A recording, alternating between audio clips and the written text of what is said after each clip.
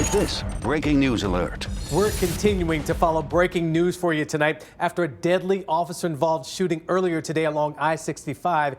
That midday standoff in the middle of the interstate ends with one man dead and dozens of stunned witnesses. It shut down traffic on I-65 for hours. It just reopened, in fact, at the end of our 6 o'clock newscast tonight. News 4's Rebecca Cardenas was covering this breaking news all afternoon. Rebecca, certainly not the typical backdrop for something like this. It certainly wasn't, Tracy. And what makes this particularly unusual is the sheer number of onlookers stopped in traffic on either side of this standoff. In fact, the video you are about to watch was sent to us by a viewer from her car this afternoon.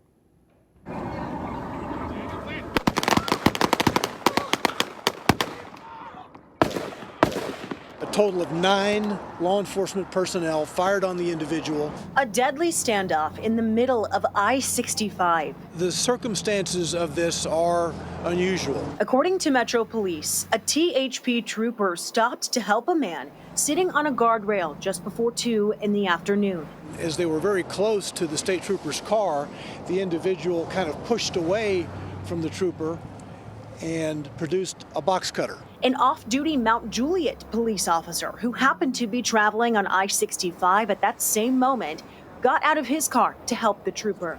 Police say they began trying to de-escalate the situation as they waited for backup. Suddenly, he pulled his right hand out of his pocket, holding a shiny silver cylindrical object. The officers, not knowing what that was, and given his very abrupt movement, kind of aiming something toward the officers fired. 6 Metro Police officers, 2 THP troopers, and the off-duty Mount Juliet officer all fired on 37-year-old Landon Eastep, who died. A lot of people on this interstate saw this interaction take place.